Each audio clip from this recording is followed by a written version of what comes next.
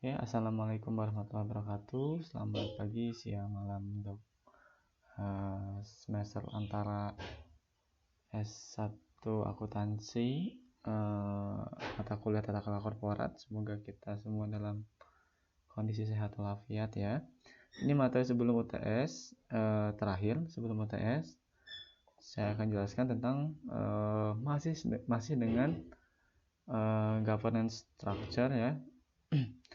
Di sini yang ingin saya jelaskan adalah tentang komite di bawah Dewan Komisaris. Apa aja komite Dewan Komisaris dan apa tugas dan tanggung jawabnya?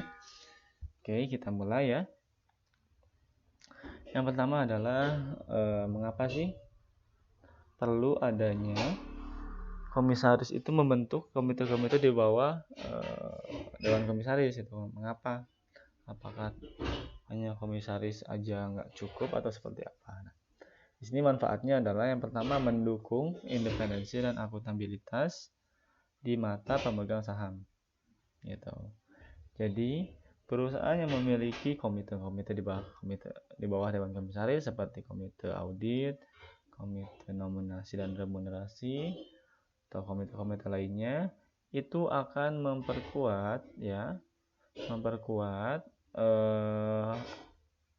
akuntabilitas ya dan independensi di mata pemegang saham, atau pemegang saham akan lebih percaya tentang akuntabilitas perusahaan dan independensi dari tadi komite Dewan Komisaris maksudnya. Lalu yang kedua adalah untuk meningkatkan penerapan prinsip tata kelola perusahaan yang baik yang berkaitan dengan transparansi serta meningkatkan kualitas, kompetensi dan tanggung jawab Dewan Komisaris. Jadi dengan adanya komite-komite di bawah Dewan Komisaris ya, khususnya komite kebijakan tata kelola perusahaan atau komite kebijakan corporate governance, itu dia akan meningkatkan transparansi ya, lalu kualitas, kompetensi dan tanggung jawab Dewan Komisaris. Jadi secara tidak langsung tanggung jawab Dewan Komisaris juga akan dibantu oleh komite-komite tersebut. Lalu membantu Dewan Komisaris dalam menjalankan tugas pemeriksaan atau penelitian yang dianggap perlu dan pengawasan atas kebijakan jalannya pengurusan pada umumnya, baik mengenai perseroan maupun usaha perseroan. Jadi yang ketiga ini adalah membantu tugas dari Dewan Komisaris ya. Kan sumber Dewan Komisaris mungkin terbatas ya, mungkin ada cuma 5 orang misalkan seperti itu. Sedangkan untuk kompetensinya pun mungkin nggak lengkap, makanya dibentuklah komite-komite di bawah Dewan Komisaris yang kompetensinya mungkin lebih spesialis ya, lebih dia bisa menganalisis lebih baik, memberikan informasi yang lebih baik untuk Dewan Komisaris gitu, melalui penelitian yang sebetulnya Dewan Komisaris mungkin karena keterbatasan sumber daya jadi tidak bisa menyajikan itu. Selanjutnya memberikan nasihat dan membantu Dewan Komisaris terhadap pelaksanaan fungsi direksi. Nah, ini juga sama ya dengan nomor 3 sebetulnya. Meningkatkan kepercayaan publik terhadap kelayakan dan objektivitas laporan keuangan serta meningkatkan kepercayaan terhadap kontrol internal yang lebih baik. Ini hampir sama dengan nomor 1 ya. Selanjutnya adalah salah satu komite di bawah Dewan Komisaris adalah komite audit. Nah, komite audit ini ya mungkin kompetensinya mungkin lebih banyak tentang accounting dan audit ya. Jadi teman-teman sebetulnya sebagai lulusan akuntansi punya kesempatan untuk menjabat di komite audit. Lalu apa tugas dan tanggung jawab komite audit? Yang pertama adalah membantu Dewan Komisaris ya. Membantunya dalam hal apa? Yang pertama adalah dalam hal memastikan bahwa laporan keuangan yang disajikan oleh accounting, oleh direksi ya, itu sudah wajar sesuai dengan prinsip akuntansi yang berlaku umum. Ini masih yang lama ya. Jadi prinsip berlaku umum itu yang dulu. Sekarang untuk acuannya adalah wajar sesuai dengan standar akuntansi keuangan, ya, standar akuntansi keuangan yang berlaku di Indonesia, berarti PSAK ya. Lalu struktur pengendalian internal perusahaan dilaksanakan dengan baik. Ini untuk memastikan juga. Jadi tanggung jawab sebagai komite audit yang pertama adalah tadi audit tentang laporan keuangan, kedua adalah audit mengenai pengendalian internal, lalu yang ketiga adalah memastikan bahwa pelaksanaan audit oleh audit internal maupun eksternal dilaksanakan sesuai dengan standar audit yang berlaku. Itu tugas yang ketiga ya. Jadi memastikan, jadi komite audit ini dia tugasnya bukan mengaudit, tidak gitu ya, tapi yang mengaudit adalah audit internal dan eksternal. Mungkin komite audit dia review ya, apakah pelaksanaan audit ini atau pengawasan mungkin atau menemani audit internal eksternal dalam melaksanakan audit ini, ya seperti itu. Yang terakhir, tindak lanjut hasil temuan audit dilaksanakan oleh manajemen. Jadi komite audit ini punya tugas untuk memastikan bahwa temuan-temuan yang dihasilkan oleh audit internal maupun audit eksternal itu sudah dilaksanakan oleh manajemen. Gitu. Misalkan ada temuan kalau pengendalian internal kas ternyata lemah gitu, banyak terjadi inefisiensi ya, maka tugas dari manajemen adalah memperbaiki internal audit itu. Nah, komite audit di situ harus mereview atau memastikan bahwa manajemen sudah melaksanakan perbaikan gitu ya. Oke, selanjutnya yang tadi ke tugas memastikan ya, memastikan. Lalu tugas lainnya adalah memproses calon auditor eksternal. Jadi auditor eksternal itu tidak diproses atau tidak ditunjuk oleh dewan direksi gitu ya, atau pelaksanaannya oleh dewan direksi, tidak, tapi melalui komite audit ya. Lalu sekaligus ya imbalan jasanya untuk disampaikan kepada dewan komisaris ini. Jadi dewan komisaris yang nanti akan membawa ini ke RUPS gitu. Lalu menjamin bahwa pihak manajemen melaksanakan semua rekomendasi yang berkaitan dengan resiko dan kontrol yang dibuat oleh auditor internal dan auditor eksternal. Sama ya dengan dengan yang keempat ini ya. 4 dan kedua ini sama aja sebetulnya. Lalu melaksanakan urusan dengan pantas, mempertahankan kontrol yang efektif terhadap benturan kepentingan dan manipulasi terhadap pegawainya. Nah, ini juga sama mungkin ya dengan internal kontrol. Jadi kalau ini terkait dengan benturan kepentingan, biasanya dengan dengan adanya indikasi-indikasi kecurangan atau ada manipulasi atau segala macamnya. Di sini tugas komite audit adalah untuk tadi mempertahankan pengendalian yang efektif gitu, supaya hal-hal tersebut yang tadi saya sebutkan itu tidak terjadi. Lalu memberikan kepastian bahwa perusahaan tunduk dan secara layak pada undang-undang peraturan berlaku. Nah, ini ya. Lalu ini juga sebagai kontrol bahwa kalau misalkan ada perusahaan dia menyalahi undang-undang nomor sekian gitu, tentang apapun, misalkan tentang dampak lingkungan dan segala macamnya. Dan di sini komite audit juga tadi bertugas untuk mencegah hal itu gitu.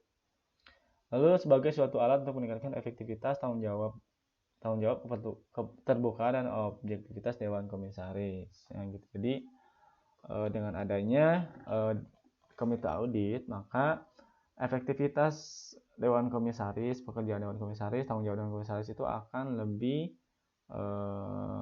meningkat gitu. Lalu untuk menjadi dewan komisaris apa aja sih kalau kualifikasinya? Yang pertama adalah komite audit harus memiliki suatu keseimbangan ya, keterampilan dan pengalaman dengan latar belakang usaha yang luas. Nah, di sini kalau misalkan teman-teman fresh graduate gitu, baru kerja misalkan 5 tahun di di kantor akuntan publik misalkan seperti itu. Nah mungkin dari sisi keterampilan mungkin sudah bagus, tapi dalam pengalaman mungkin masih kurang, misalnya seperti itu. Jadi komite audit itu kebanyakan adalah orang-orang yang sudah berpengalaman dan keterampilannya sudah tidak bisa dipertanyakan lagi gitu. Lalu selain dengan tadi keterampilan pengalaman, ini kan skill ya. Yang lain yang harus disikap yang harus dimiliki oleh komite audit adalah yang pertama adalah independen ya. Bebas dari tekanan, bebas dari kepentingan. Lalu objektivitas ya, sesuai dengan apa sih tujuan dari komite audit ini gitu. Objektif, tidak subjektif, tidak bekerja sesuai asumsi dia atau memberikan laporan yang sesuai asumsi dia, tidak. Lalu profesional ya. Nah, selain itu ya, komite audit harus mempunyai integritas, dedikasi, pemahaman organisasi ya, pemahaman organisasi sebagai komite audit ataupun di perusahaan gitu. Pemahaman yang baik tentang lingkungan bisnisnya, perusahaannya ya. Lalu pemahaman mengenai risiko dan kontrol gitu. Nah, di ini pemahaman mengenai risiko kontrol lingkungan bisnisnya, pemahaman organisasi, nah ini harus didapat oleh calon komite audit dari pengalaman gitu. Kalau dari skill itu tidak mendukung, tidak cukup gitu. Lalu syarat-syarat keanggotaan tersebut di atas ya. Ketua komite audit harus mempunyai kemampuan untuk memimpin dan keterampilan berkomunikasi dengan baik sekali. Maka dari itu, ketua komite audit ini komite audit ini diketuai oleh ketua dewan komisaris gitu. Jadi kebanyakan kan mungkin auditor itu atau mantan auditor itu tidak memiliki kemampuan berkomunikasi yang baik ya gitu, misalnya seperti itu. Jadi salah satu syarat-syaratnya untuk menjadi anggota komite audit adalah memiliki kemampuan berkomunikasi yang bagus. Lalu untuk komposisinya berapa sih yang untuk syarat komite audit? Di sini tidak ada jumlah minimal atau maksimal. Yang pasti harus disesuaikan dengan kompleksitas perusahaan. Namun dengan tetap mempertahankan efektivitas dalam pengambilan keputusan. Jadi kalau terlalu banyak juga tidak efektif. Kalau terlalu sedikit, khawatirnya tidak memenuhi tadi kualifikasi untuk melakukan tugas-tugasnya di perusahaan yang kompleks seperti itu. Lalu salah seorang anggota harus memiliki latar belakang dan kemampuan akuntansi atau keuangan. Jadi untuk menjadi komite audit itu ya, tadi utamanya harus ada orang akuntansi atau orang keuangan gitu. Tapi di dalam komite audit itu tidak hanya sebatas ini aja gitu. Tapi harus ada orang-orang yang paham dengan lingkungan bisnis si perusahaan. Misalkan perusahaannya ini bergerak di bidang kehutanan ya, berarti ada orang yang memang memahami tentang kehutanan di salah satu komite audit ini. Lalu bagi perusahaan ya, perusahaan yang sahamnya ternyata perusahaan efek, perusahaan negara, perusahaan daerah, perusahaan yang menghimpun dana dan mengelola dana masyarakat, ini misalkan leasing, BPR, bank nasional ya, ataupun ada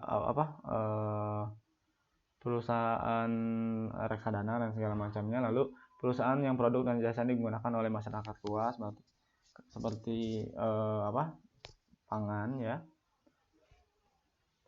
dan lain-lain. Lalu perusahaan yang mempunyai dampak luas terhadap kelestarian lingkungan seperti perusahaan pertambangan segala macamnya. Nah, untuk perusahaan-perusahaan ini komite audit diketuai oleh komisaris independen dan anggotanya dapat terdiri dari komisaris dan atau pelaku profesi di luar perusahaan.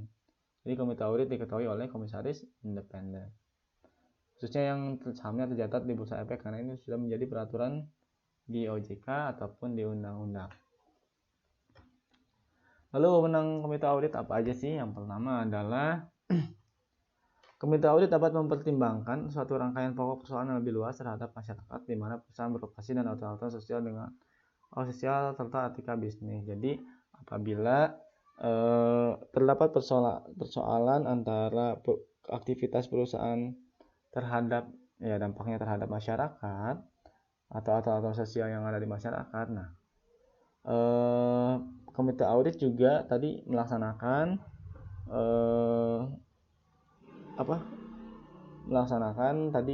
misalkan penelitian ataupun mencari solusi segala macam seperti itu, yang nanti akan disampaikan ke Dewan Komisaris untuk persoalan-persoalan itu. Lalu menginformasikan kepada Dewan Komisaris tentang pelanggaran undang-undang, pelanggaran prosedur yang dilakukan oleh anggota perusahaan. Nah, apabila komite audit ini memiliki temuan, misalkan temuannya dari auditor eksternal atau internal, nah temuan ini disampaikan ke Dewan Komisaris untuk tindak lanjutnya. Jadi komite audit tidak boleh ketika misalkan salah satu direksi ini melanggar undang-undang gitu, langsung dipublish itu tidak boleh. Prosedurnya harus disampaikan ke Dewan Komisaris. Lalu mempunyai peran yang penting dalam mengawasi berbagai aspek organisasi. Ini perannya ya. Lalu apa aja sih fokus dari si komite audit ini gitu. Yang pertama adalah risk management atau manajemen risiko. Nah, ini bisa aja untuk manajemen risiko ini dipisahkan kalau memang perusahaan memiliki komite kebijakan risiko. Nah, bisa aja risk management ini dipindahkan tugasnya ke komite yang tadi. Nah, fokus yang kedua adalah financial reporting ya. Tadi memastikan bahwa laporan keuangan itu disajikan secara wajar sesuai dengan sesuai dengan standar akuntansi yang berlaku di Indonesia. Lalu yang ketiga adalah internal dan eksternal audit. Jadi memastikan bahwa pelaksanaan internal audit dan eksternal audit itu berjalan ya, sesuai dengan standar audit yang berlaku. Gitu. Lalu ada akuntabilitas komite audit ya. Jadi pertanggungjawabannya untuk komite audit adalah memberikan laporan langsung kepada Dewan Komisaris yang diwakili oleh Presiden Komisaris. Ya. Jadi laporannya disampaikan kepada Dewan Komisaris. Nah, komite audit wajib melapor paling sedikit setiap tahun dan menjelaskan apakah telah memenuhi dan melaksanakan tugasnya kali ya. Ini ada yang kepotong. Lalu memberikan rekomendasi tentang pengangkatan dan atau penggantian auditor eksternal. Jadi apabila tadi auditor eksternalnya sudah 3 tahun atau sudah 5 tahun yang memang harus diganti, maka tadi komite audit ini dia merekomendasikan auditor ya yang baru gitu. Atau misalkan auditor eksternal yang sudah ada ini dirasa belum cukup memberikan hasil audit yang diharapkan, bisa saja komite audit ini dia merekomendasikan bahwa harus ada diganti untuk auditor eksternalnya gitu. Lalu memastikan bahwa auditor eksternal bekerja sesuai dengan standar profesional, khususnya dalam hubungan dengan independensi. Jadi komite audit ini dia juga mungkin sifatnya mengawasi supaya auditor ini bebas dari benturan kepentingan. Misalkan ya banyaknya, ya kita contoh aja kasus dari Arthur Andersen dan Enron ya, di mana di situ ada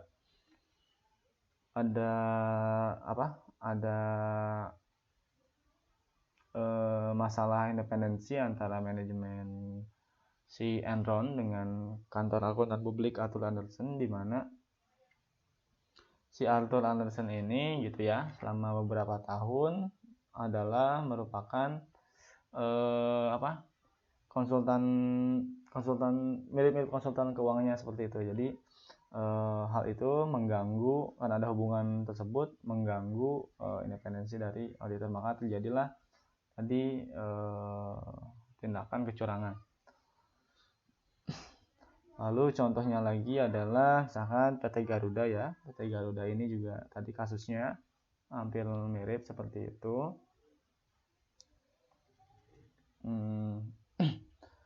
Lalu memastikan bahwa fungsi audit internal memenuhi standar profesional yang bersangkutan. Jadi samping dengan auditor eksternal, tugas komite audit juga ada audit internal. Gitu. Audit internal kan dia juga melaksanakan audit ya secara internal. Nah ini pelaksanaan audit oleh audit internal juga harus diawasi oleh komite audit.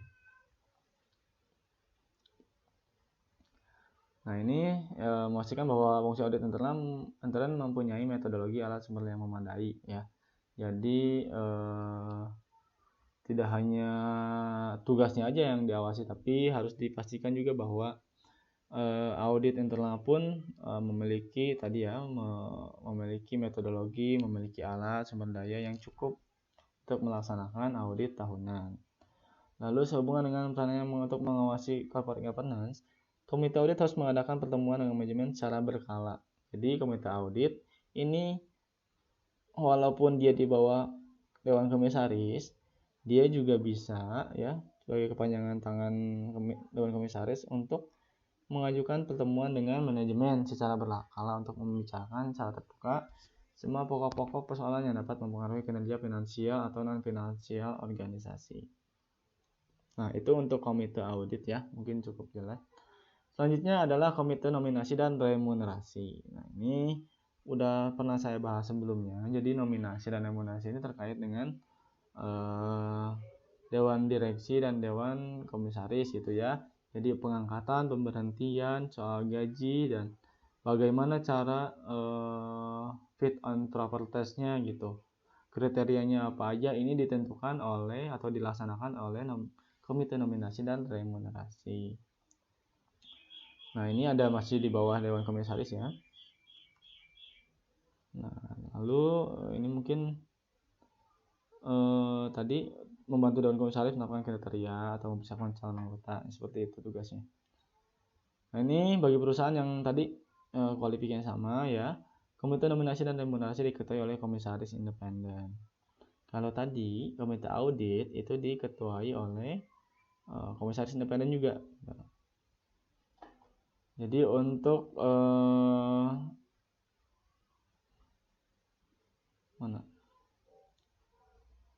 komite nominasi dan remunerasi diketuai oleh komisaris independen. Ya, jadi mengapa tadi komite-komite ini diketuai oleh komisaris independen? Tadi saya jelaskan bahwa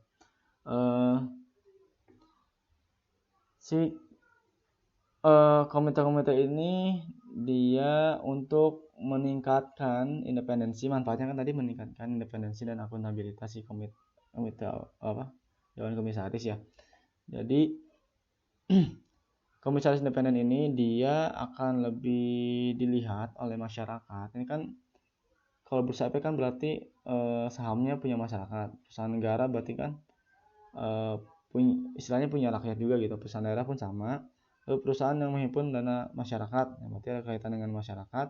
Yang ini merupakan perusahaan-perusahaan yang membutuhkan trust, gitu, membutuhkan kepercayaan dari masyarakat. Maka orang yang harusnya ditunjuk jadi ketua adalah orang yang setidaknya memiliki independensi yang tinggi ya, seperti itu. Makanya ketuanya harus komisaris independen. Kalau anggotanya ini boleh dari komisaris atau pelaku profesi di luar perusahaan. Lalu komite selanjutnya ada komite kebijakan risiko ya. Komite kebijakan risiko ini tugasnya apa? Ya, tadi ya. Komite kebijakan risiko ini kalau tidak ada, maka kebijakan risiko itu dialihkan ke komite audit. Tapi kalau ada, dia tugasnya adalah mengkaji sistem manajemen risiko yang disusun oleh direksi serta menilai toleransi risiko yang dapat diambil oleh perusahaan. Jadi dewan direksi menyusun sistem manajemen risiko di perusahaannya ya. Nah, di dalamnya adalah ada yang namanya toleransi resiko. Jadi resiko yang boleh ditoleransi oleh perusahaan. Nanti ada contohnya. Lalu anggota komite kebijakan risiko terdiri dari dewan komisaris, namun bila mana perlu dapat juga menunjuk pelaku profesi di luar perusahaan. Ini sama aja ya. Nah ini contoh resiko ya. Jadi ini resiko yang ditoleransi ya. Gitu. Ini contoh-contoh resiko ya. Contoh apa? Manajemen resiko. Nanti akan dijelaskan mungkin setelah UTS. Nah ini tugasnya ya. Tadi memberikan pengawasan secara independen atas proses resiko dan kontrol. Lalu mengawasi proses manajemen resiko dan kontrol maksud dengan identifikasi resiko dan evaluasi kontrol untuk mengecilkan resiko tersebut. Oke, itu tugas dari komite kebijakan risiko. Pada intinya adalah pengawasan ya. Ini mengawasi proses risiko dan kontrolnya yang dilaksanakan oleh direksi. Lalu mengawasi proses manajemen risiko dan kontrol ya. Lalu komite kebijakan corporate governance ini yang terakhir. Tugasnya adalah membantu Dewan Komisaris dalam mengkaji kebijakan GCG secara menyeluruh disusun oleh direksi serta menilai konsistensi penerapannya. Jadi perusahaan nanti kan mengeluarkan yang namanya pedoman GCG. Nah, pedoman tersebut isinya ada kebijakan-kebijakan. Dari situ komite kebijakan GCG ini tugasnya adalah mengkaji kebijakan tersebut. Lalu mereview serta menilai konsistensi penerapannya di perusahaan. Apakah pedoman ini sudah dilaksanakan secara konsisten atau mungkin ada beberapa aja yang dilaksanakan, sebagian lagi belum dilaksanakan. Nah, tugas dari komite kebijakan corporate itu adalah tadi memastikan bahwa kebijakan GCG ini dilaksanakan secara konsisten. Lalu anggotanya ini bisa dari Dewan Komisaris, bila pula di luar Dewan Komisaris atau menunjuk pelaku profesi dari luar perusahaan. Nah, misalkan mungkin sumber dayanya itu supaya lebih efisien, bisa komite kebijakan corporate governance ini digabung dengan komite nominasi dan remunerasi. Karena mungkin tugasnya juga tidak terlalu banyak gitu ya. Tugasnya juga tadi hanya menilai tadi resiko ya. Pedomannya pun mungkin sudah ada untuk menilai GCG ya. Lalu melaksanakan pengawasan secara independen atas proses tata kelola. Jadi proses tata kelolanya ini diawasi oleh komite kebijakan corporate governance atau komite kebijakan tata kelola perusahaan. Jadi seperti itu tugasnya ya mungkin. Oke, mungkin cukup sekian penjelasan dari komite-komite di bawah Dewan Komisaris. Tadi ada komite audit, ada komite manajemen resiko, kebijakan resiko, komite nominasi dan remunerasi, dan ada komite kebijakan corporate governance, di mana tugasnya memiliki tugas masing-masing ya. Oke, sekian penjelasan kali ini. Teman-teman, mudah-mudahan bisa dipahami. Selanjutnya untuk UTS saya mungkin ada mengambil sedikit aja ya dari slide ini. Mudah-mudahan untuk UTS-nya bisa teman-teman lancar ya, supaya nanti nggak perlu lagi ikut semester antara lagi. Oke, sekian, terima kasih. Wassalamualaikum warahmatullahi wabarakatuh.